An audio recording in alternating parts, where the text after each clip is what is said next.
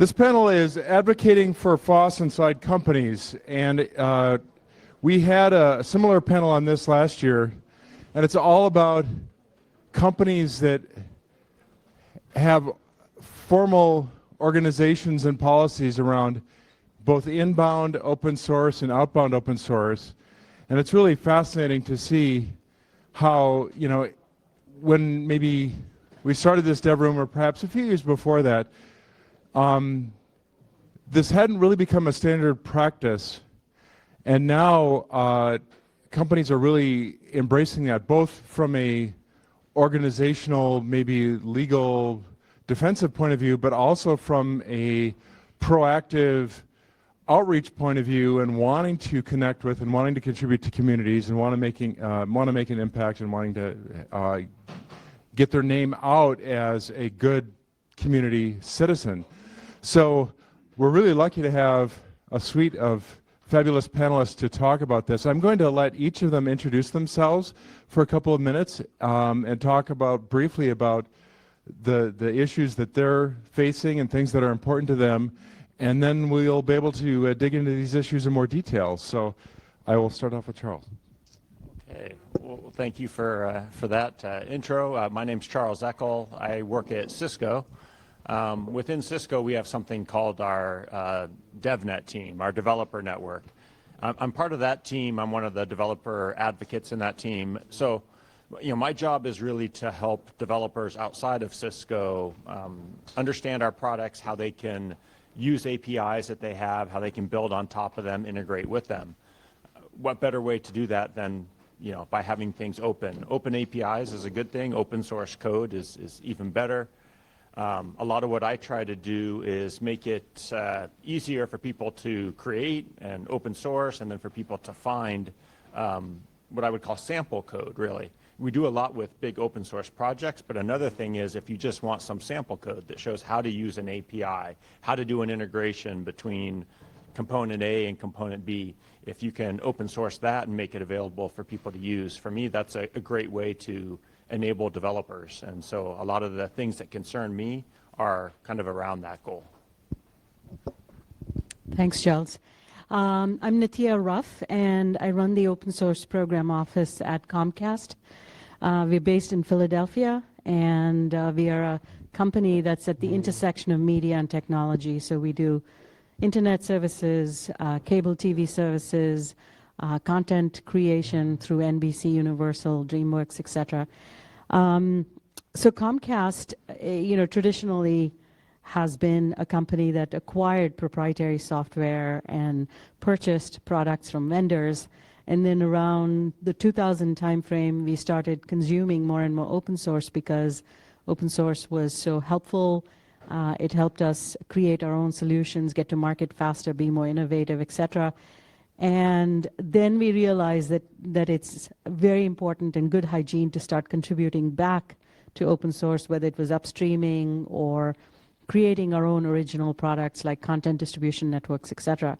So my job from an open source program office perspective is to make it dead easy for our programmers and developers in the company, of which we have thousands now, to both consume open source software, contribute open source software, collaborate with others, and really to create a culture of open collaboration within and outside the company.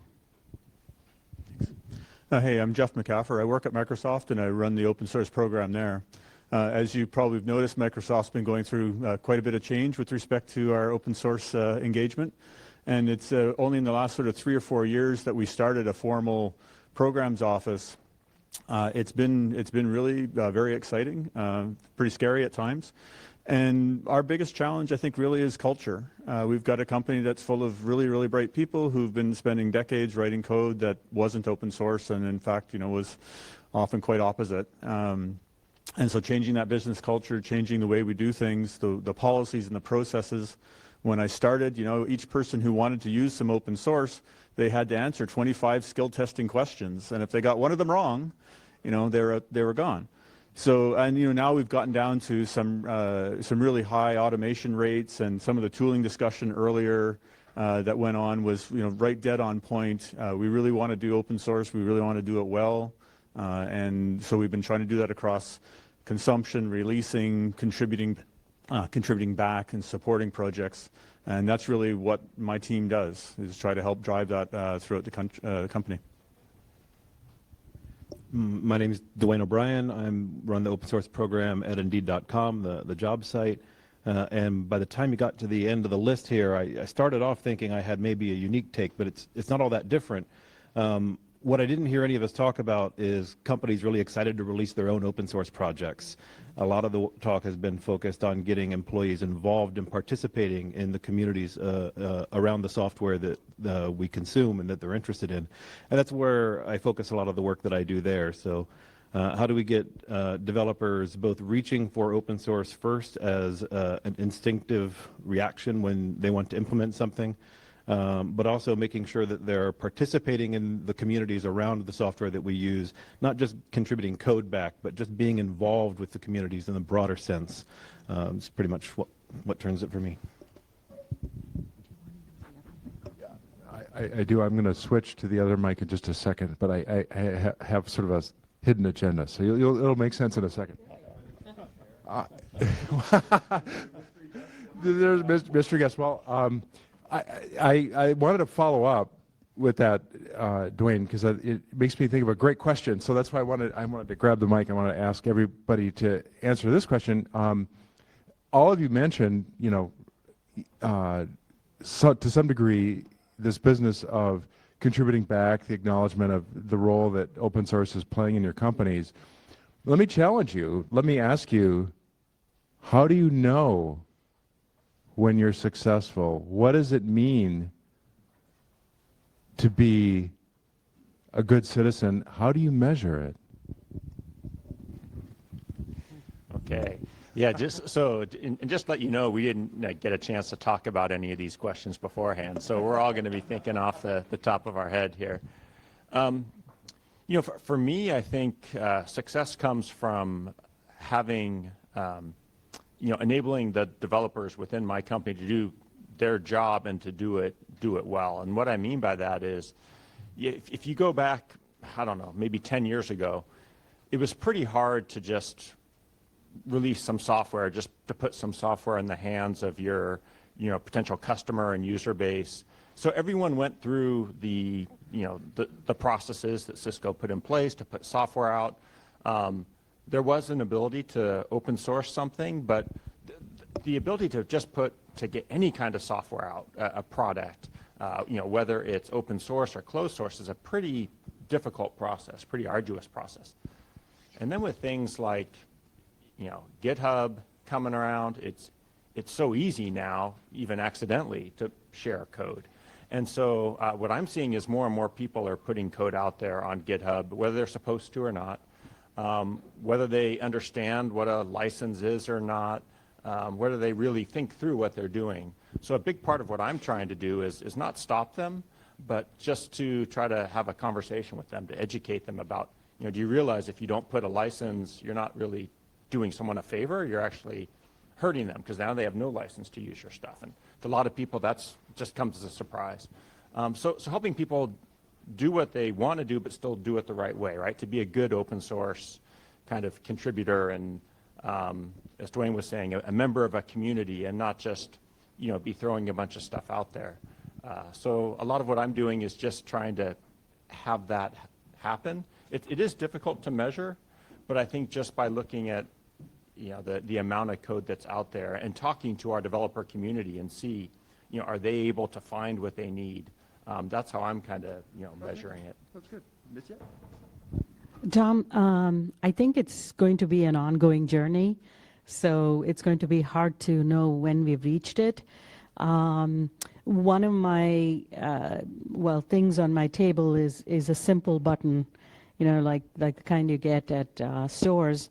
And essentially, we want to empower the developer to make the right choices, as Charlie was saying as well, and not to be, overloading them with policies and processes and approval bodies and stuff. We want to build it into the build process. We want to build it into the software development processes, and we want the open source developer inside the company to be a first-class citizen. So one of the things that happens is many of us, our companies, award people monies and leather jackets, etc., for patent filings. And we want open source software development to be just as well recognized in their technical path to being a distinguished engineer fellow, etc., and also to get monies associated with that. So for us, I think we're looking to, I mean, to use the buzz phrase, delight our customers. And our customers aren't just the people who pay us; they're also the people who are in our communities, in our ecosystems. And so, by to your metric point, I'll say up front, we don't have a suite of metrics that if it goes above certain thing, we're green and we're happy, we're done. It's very much a continuous process. But I look at some of the code, some of the projects we put out there, things like VS Code or TypeScript. I mean, these are widely used. People are thrilled with them, delighted with them, using them all the time. And those folks walk around really feeling really tall and happy and really, really proud of what they're doing. And we want that to happen throughout our company, obviously, our developers, but also the people who are engaging with our products or our open source projects as well. So we look at that as essentially customer satisfaction, right? How happy are people with the things that we're doing, whether it's our own projects or our contributions back and our actual products. So I think the question, you actually asked two different questions, and one was, what do you measure? And the other one was, how do you know when you're done? If I think about what it is that we measure, I have sort of a earmarked goal of getting 50% of our engineers involved regularly in free and open source software, which I think is as far as I can tell, it seems like a high number. Not a lot of companies publish like how many of their employees are involved in this kind of work. I don't want to set the goal at 100% because for some people who've developed disciplines within certain languages or environments or stacks or communities, encouraging them and trying to force them into those communities might not be good for them, or they may just not enjoy it. Like, it's not, participating in these communities can't be for everyone. Not everyone enjoys it the same way. So driving participation and trying to get half of our engineers there, that's really that's what I'm sort of looking to measure. But the thing I'm looking for how I know when I'm done is when the predominant instinct is to see a piece of free or open source software that does 95% of what we want it to do, and having the developers decide that writing the remaining 5% of that and giving it back to the community is less work than trying to write 100% of a new solution, which is a predominant instinct in a lot of companies. And I think there's there's a bit of, I could do this better. It's going to take 2 weeks, no problem. I can absolutely outwork the 40 or 50 people who've been working on this for 5 or 6 years. And you'll get 80% of the way there, but we know how long the other 20% takes. I think what you mean is that, that's the first 80%, and there's the second 80%. Right. And then the third, and then the fourth 80%. So,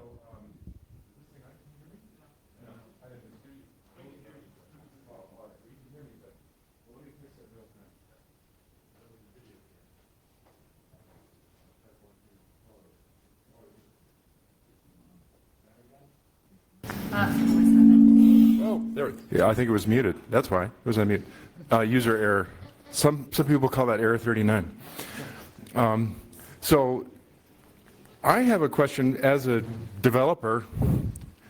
I want to ask you a question about your employees, and this is inspired by a podcast that Karen and Bradley did a long time ago on the Free as in Freedom podcast, FIF.us. I'd recommend you look it up. And it was about this thing called the, clap.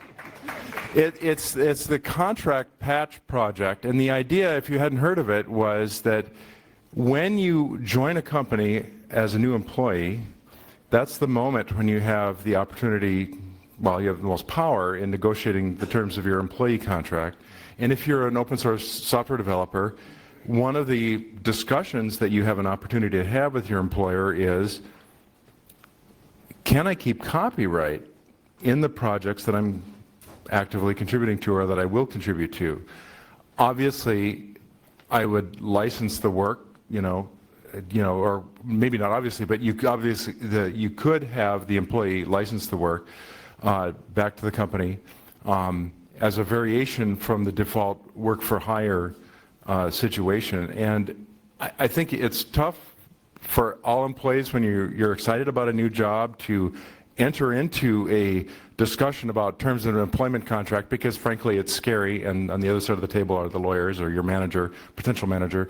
But it's, my question is, how do you welcome new employees that might be coming from free and open source software contribution role, or how could you make that more friendly, and or have you ever considered the idea of letting employees keep copyright in their projects? So, how do I say this? Implementing change in a corporate context is a slow process, especially when you're so much laugh. Especially when you're starting in an organization that already has thousands of people in it, right? And so, coming into an onboarding process, an employee onboarding process that has already been defined by legal entities and culture and everything over time, and trying to upend that out of the gate is a hard thing to do.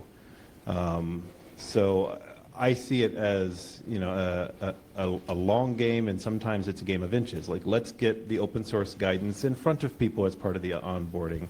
Let's get a half an hour of the onboarding process so that we can talk about what policies are and how things work, and what sort of the guardrails are for the ways that you might run afoul of policy, and take things from there. That's how we've been approaching it. One of the interesting things at Microsoft is we actually have a number of employees who are maintainers of popular software packages you'd use, whether it's Webpack or Moment or Lodash if you're in the Node world. Some of the key maintainers work at Microsoft, but oddly, their job is not to work on those things. Those are that's stuff that they do on their own time. Sometimes it's a bit tangential to their work, and they do it on work time. So the point here is that we do have a policy in place. We call it the moonlighting policy, and it's a negotiation or a discussion with your management. This applies to everybody, like the secretaries, the admin. Everybody has the same policy, and it becomes a discussion with your management as to, I want to work on this project. I want to do it in my spare time. It might intersect somewhat with my work or something, and it becomes a discussion. So there's no one in a company, a big company of thousands of people, there's no one answer that you can have that just says that.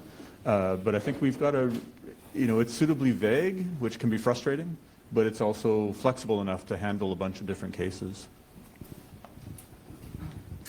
I think it's becoming increasingly important to allow for people to come in and continue to do work on the projects that they had been working on. I am still working on a policy within the company in terms of, some of the things Jeff covered and Dwayne covered, which is, can I moonlight and contribute to projects that I want? Can I do personal, contributions to projects that I believe in, which have nothing to do with my work?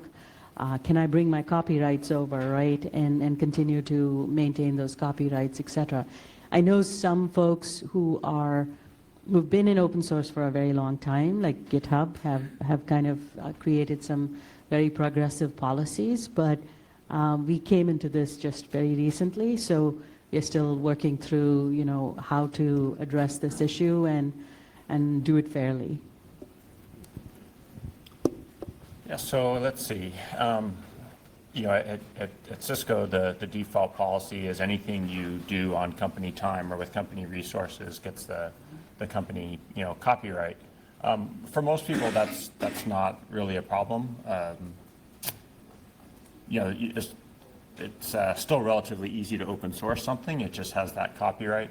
I haven't really been involved too much in this, but if that was somehow going to be a problem to you contributing to some other open source process, then that can change, right? There's some flexibility in there. This is just the default, is for it to have the Cisco copyright. So in terms of coming in and when you first get hired, I think the thing to do is just to have a discussion around, well, these are the things I already am contributing to or I want to contribute to, and putting a Cisco copyright won't fly within that arena for these reasons, and then make sure that that's understood coming in. But there's no reason that it also can't happen after you are in and then start contributing. So far I haven't really seen that be a big problem. Okay, well, thank you for those answers, and I have a ton more questions, but I want to give everybody here an opportunity to ask questions too. So I'm going to pass the mic to Karen and let you ask some questions of our panelists.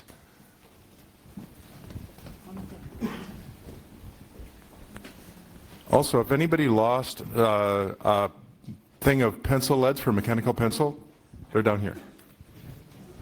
The tiniest found object. Actually, I have, I think, two comments and a question on just this last topic. And one is, so the first comment is that these are all very large companies. So it's very hard, I agree it's very hard to make these changes. I will say that at the Scale conference last year, we were talking about contract patch, and we asked the audience it was maybe 50 people in the room, how many of them had been able to negotiate an open source change in their agreement, and a good half of the audience at least put their hand up that they had been able to do that. Wow. So there's a lot of employers that are much smaller who are willing to deal with that. To allow ownership of copyright by employees. A second way to slice the cake on that, and this is sort of my pushing back on you when you say, oh, this is so hard, it's corporate culture, it's hard to change. Because what really has to, because I don't know that it's necessary that the employee own the copyright. Why don't you as an employer promise that work will be released under an open source license instead, and come about it through the back door that way? I'm going to give it to Dwayne. So I actually don't remember. I almost want to see the video. I can't remember if I said hard or slow. I think that both can be true. I think it's worth mentioning that if you look at the risk profile of Indeed versus Microsoft versus Comcast versus Cisco, right? The kinds of contributions employees are going to be making at Indeed, there aren't a lot of open source projects centered around connecting employers and job applicants, right? And so I struggle to think of an open source contribution that an employee would want to make on their own time that wouldn't just be fine.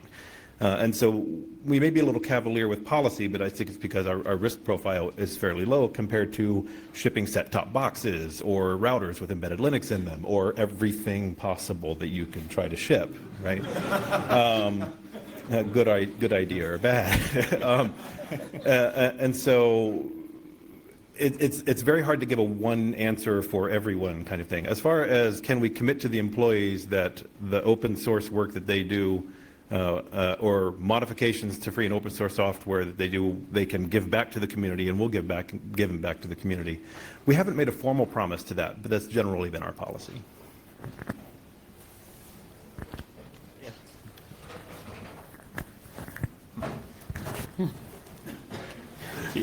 Yeah, and I think my approach has been kind of to that second alternative where you're saying, put the Cisco copyright, but just, make it, what I've tried to do is make it as easy as possible to release code as open source. And I guess what I saw a good talk about, people just following the path of least resistance, and whatever that path of least resistance is, that's where, people are going to go. So what I've tried to do is insert some good kind of open source principles, I guess, into that path of least resistance, instead of fighting the whole copyright thing. And maybe some of this is my own ignorance of legal issues, but it's like I kind of see, like, I don't need to fight that one. I'm fine with the Cisco copyright, as long as we have a good, well understood, easy to find, and relatively fast and straightforward way to open source something, which we actually do.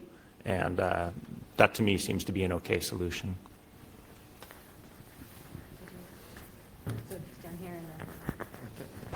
I would like to come back to the question, how do you measure that, as you asked, and go a little bit further. I'm very curious about, as private companies, as profit-driven models, first of all, how did you jump in? And first of all, why? Why? What is the spark? What is the initial motivation? It is business driven. Does it come from the base? And how do you position yourself today? Are you still in an exploratory phase with dealing with private code and open code?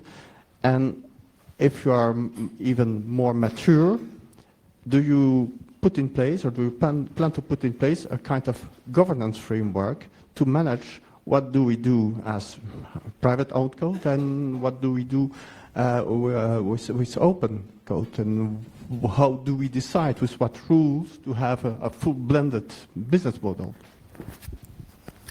So that was a lot of questions there. So yeah. I know for us, the reason we felt that it was important to have an open source program office was we felt that this is the way people develop today, and this is the way companies should innovate, and we wanted to be a technology innovator. And so the way you do it is by establishing, at least we did, establishing a center of excellence so that developers didn't have to do the hard work of figuring out which license and what's the process for open sourcing, et cetera. They could just come to one place and they could get all that help and get that support they needed to make that happen. And I think it's worked quite well. It is a business differentiator. It helps us get our products to market faster. It helps us cut cost. It helps us attract talent. And it's a real battle for talent today, and offering good open source policies and good open source support is a huge differentiator in attracting talent. So it's been quite a journey for us, and like I drive the open source program on what I used to call a maturity model. Now I call an engagement model. We started out, a few years ago in denial, and we progressed to like tolerant and hype, is sort of peers of one another. And I'd say right now we're kind of at proficient, right? And the reason why we instituted the programs office is because we recognize that our dabbling with the tolerant level of maturity was very focused through a small, relatively speaking, set of people that all open source in the company went through them. And that's just not going to scale, right? So we decided that we would essentially blow that up, distribute, everybody in the company could do open source, but we still needed some level of management and governance over that process.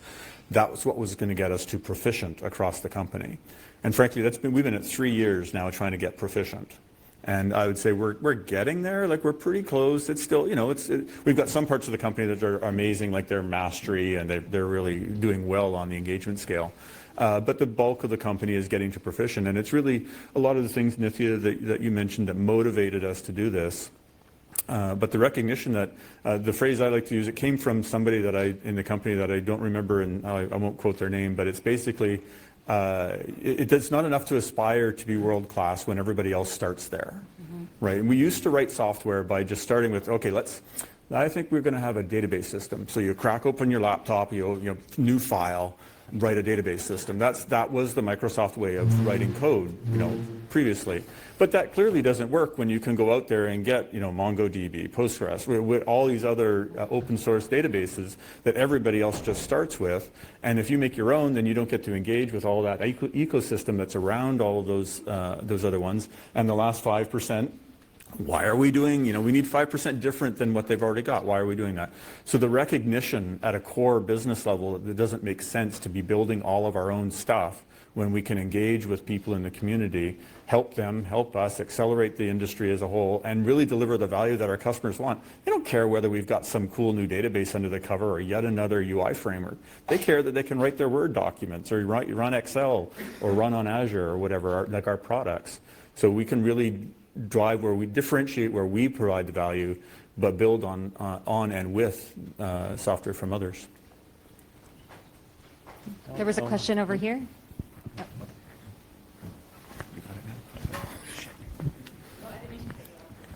No, it's fine.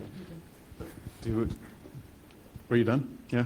I work at a relatively small company. We're about 80, 90 people.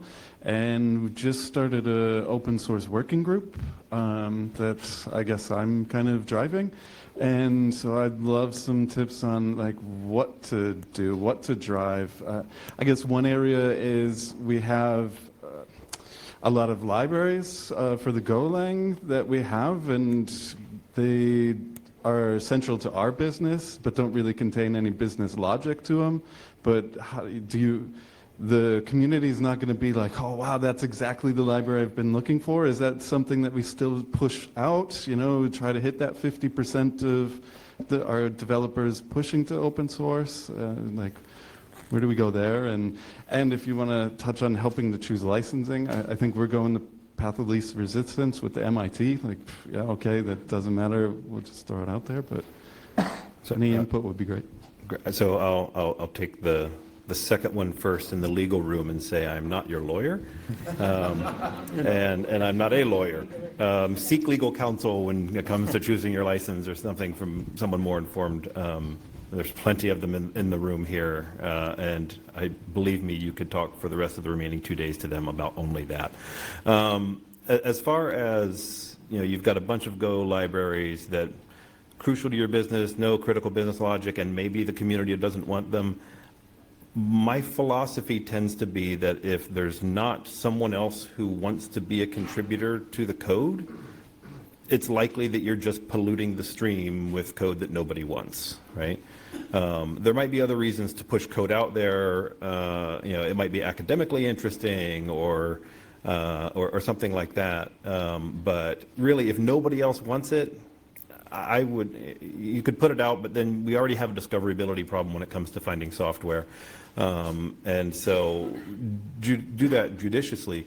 I would say the most important thing is that when someone shows up to your project, it's very clear to them what this is, what kind of response time they should get from maintenance, or what kind of level of maintenance it's in. If you want to push libraries out that people might want to use, but don't intend to maintain them, make sure the person who lands there knows that immediately and how to get a hold of you if they have questions, is what I would say.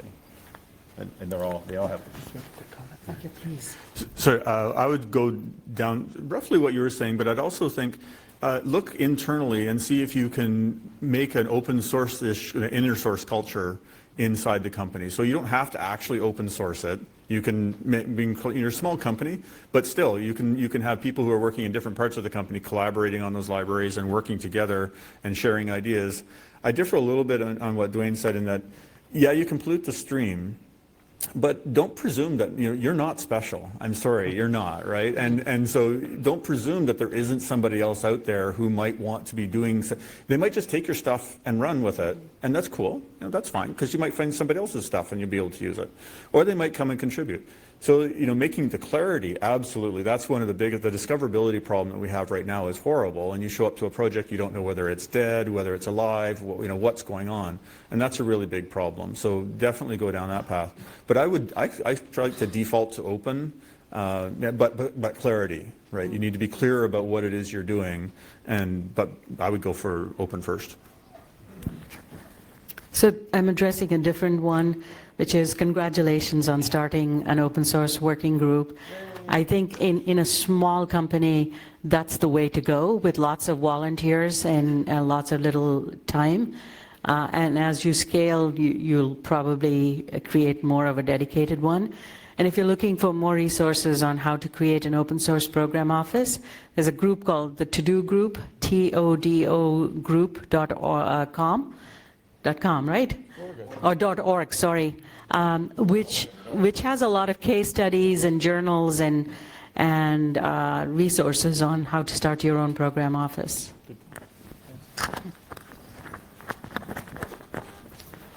Yeah, and the other thing, I think, there's big open source projects, there's small open source projects. Most of what I'm dealing with are lots and lots of very small open source projects.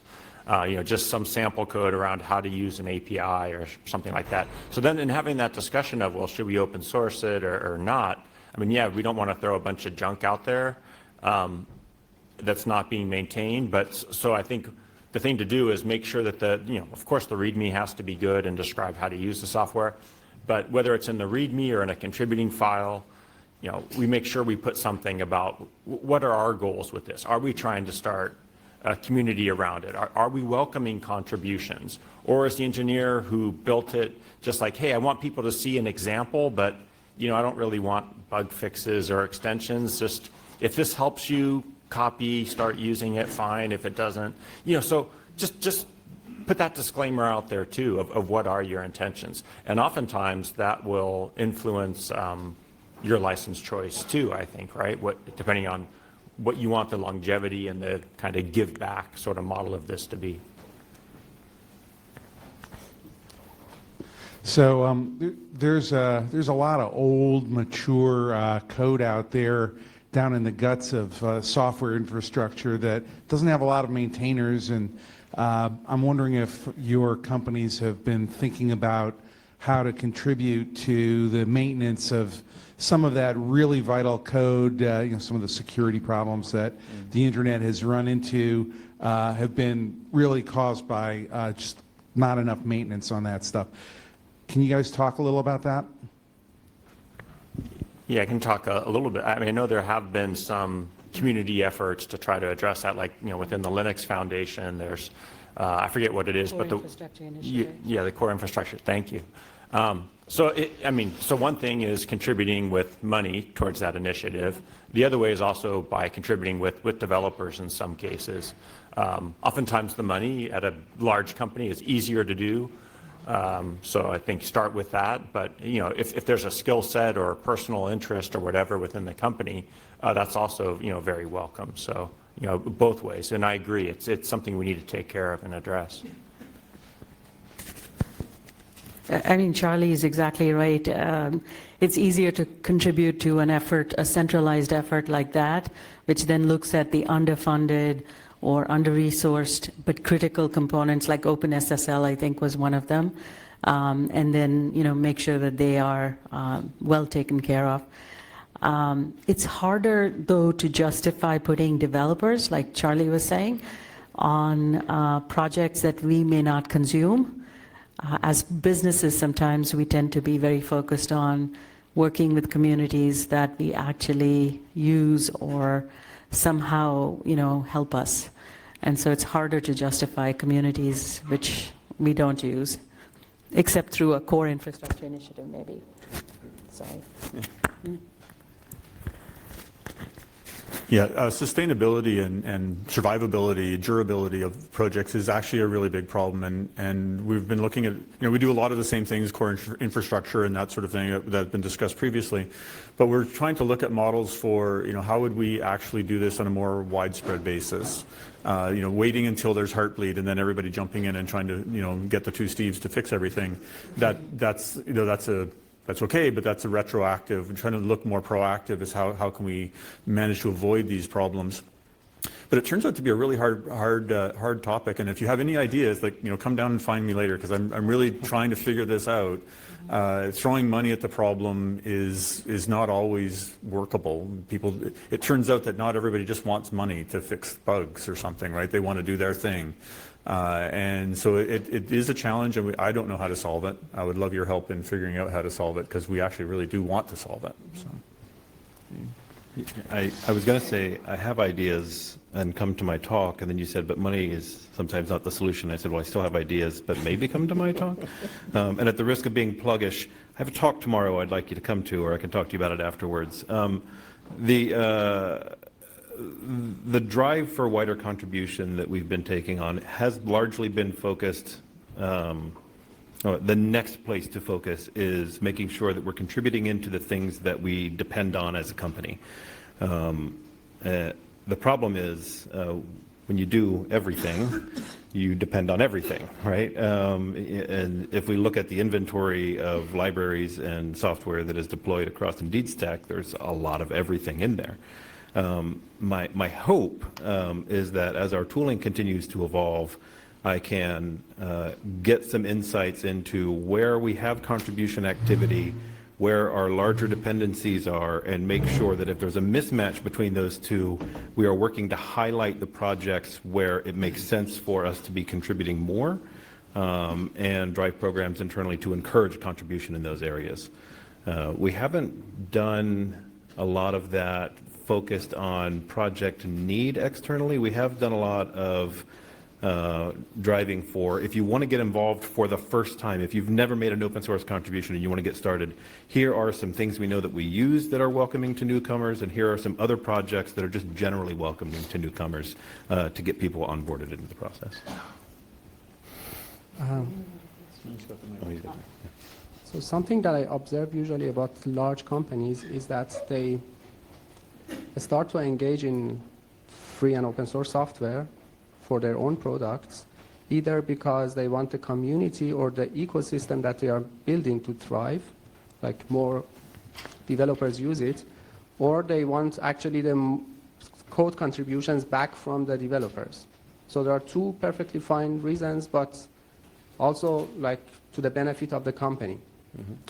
What is missing that I observe are the people who don't have the expertise or simply time to contribute back to the software project, or they are simply not developers, but they would benefit if the source code, for example, for that internet router in their home is available, so that if there is a glitch that is very specific to their use of the software, can be fixed by having the source code and fixing it. But unfortunately, the feedback loop that the company gets from the developers is very short, but from these people, the very end users who are not developers, the feedback loop, the benefit that the company gets by releasing the source code for their products is quite large or quite long. What can be done to somehow, so I'm speaking purely from a very end user freedom perspective. Mm-hmm. What can companies do to shorten this feedback loop so that it is also practical or beneficial for the companies to release source code, even if it does not help thrive their platform that they are building or does not add anything to the source code that they are developing? I know it's a very difficult question. Mm-hmm. We're all going to avoid eye contact with each other for a minute. Well, it's a tough one. And we have routers in people's homes. And if it's based on open and free software, we do provide the source code for the GPL components or the pieces, but not for everything. And I don't know enough about the requests that we get from customers to make that code available. I don't know how many of our consumers actually are interested in it or want to modify it or want to play with it. So I couldn't answer what the need is and how we would respond to it. So yeah, unsatisfactory answer, but.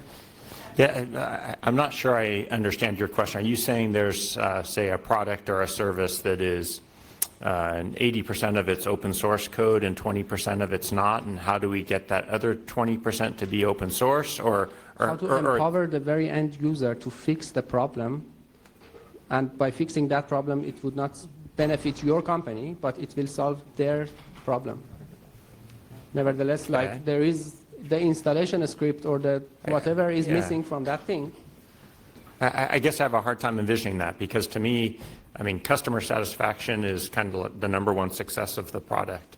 So if there's a customer who has an issue, and let's say the code is open source and it's on GitHub, and someone comes and opens an issue saying that they're having this problem, and fixing it would be in the best interest. I mean, we would want to fix that. So I guess that's why I think I'm not quite understanding your question. We would definitely, even if it didn't make the software perform better. You are thinking of a developer, yeah, not someone who does not, like, it's not going to contact you. It's just fixing their own problem because they don't have the expertise to come back to the use back. We're going to have to repeat whatever it is that is being said down there because it's not in the recording. think we were wrapping it up. Okay, so we'll Okay. just move to the next Anyone question. else? I actually want to build up on the previous question. So to be a little more exact or detailed here, assuming I buy a large Cisco device for a reasonable amount of money, and most stuff is open sourced, and it could actually be driven to a point that you could open source like all of the software parts of the product. So when if you purely theoretically would go bankrupt on the next day, then I'd be standing there and I would have zero support, and I would never ever have the option ever to get any support for that device ever. If that stuff is on GitHub, I can just hire your ex-employees, which are now looking for jobs, and they can help me maintain that stuff. So you could even develop that thought to a point where since the systems live on when a particular business case fails, it can be used to build new business cases on, right? So it's there's a commercial opportunity there as well. Maybe that helps. Yeah, I agree. And there's lots of cases where, we do have the source code has been open source. If you look at a product or something like VPP and FDIO, you have a lot of Cisco people contributing to it. The entire thing is open sourced. That is used in combination with other products as like its core, and then there may be other management software or something on top of it that is not open sourced, and that whole thing is offered as a product. I can't say that I'm ever going to make Cisco open source everything, but what I can tell you is a higher and higher percentage of code is being open sourced, and that's in a good direction. And then people can come on like the GitHub community and submit issues, and so I think we're moving in the right direction there. But it's not like everything's going to be open source. I agree that would be fantastic, but we're moving closer to it. One last thing. No. Yeah. The person said that they're paying money for it. They should have that. Do we have time for one more question? Or If it's really quick. does anybody I'll ask. So following up on what Nitya said before, for all of you, when requests for source code come into your companies, is that sort of under your purview? Do you see that? Is that part of your workflow? I think one of the best practices of OpenChain, for example, is that there's an ombudsman, I think that's the way to pronounce it, for each company, so that people can actually request information or source code, etc. And we do have an email address that they can write to, and then we make sure to contact the right team in the company and make sure that they are able to fulfill the request for the source code.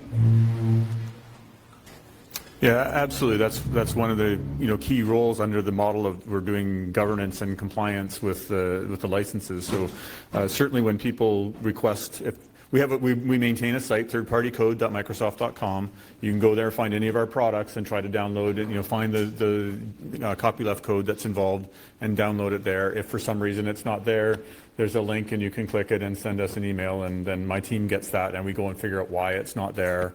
Did something bad happen, like something wrong happen in the build system or whatever. And we also, interestingly, and please don't do this, but people often send us emails saying, could you please open source Microsoft Paint or Notepad, which we are doing, or Money, or there's one of the game ones that, anyway.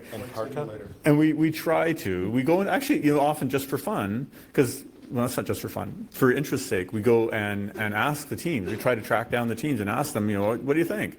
And, typically, honestly, it's no. Right, because the actual value in open sourcing it is it's very challenging to open source. It's all embedded in some big build system or whatever. But yes, we are trying to make sure that people who want the source code can get it. Could you open source Windows, please? You really want it?